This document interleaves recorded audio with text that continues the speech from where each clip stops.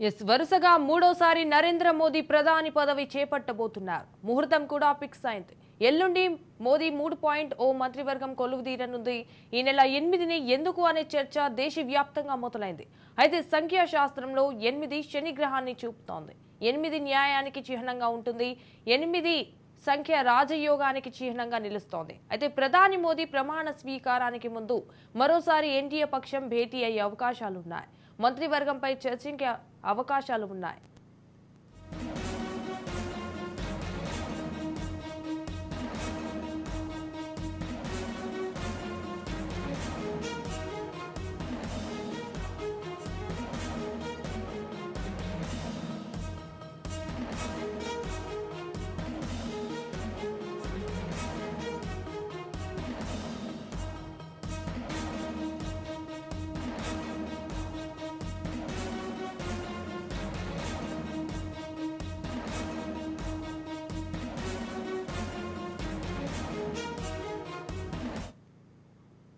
వరుసగా మూడోసారి నరేంద్ర మోదీ ప్రధాని పదవి చేపట్టబోతున్నారు. ముహూర్తం కూడా ఫిక్స్ అయ్యింది. ఎల్లుండి మోదీ 3.0 మంత్రివర్గం కొలువుదీరనుంది.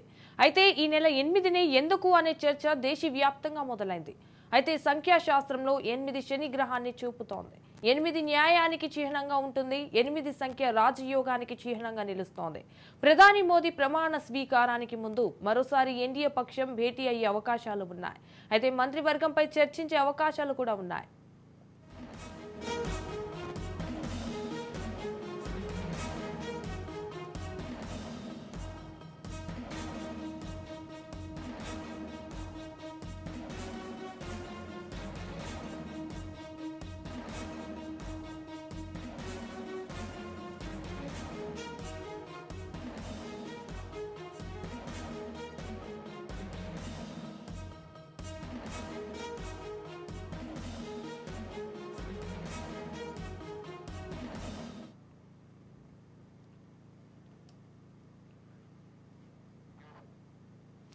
వరుసగా మూడోసారి నరేంద్ర మోదీ ప్రధాని పదవి చేపట్టబోతున్నారు. ముహూర్తం కూడా ఫిక్స్ అయింది.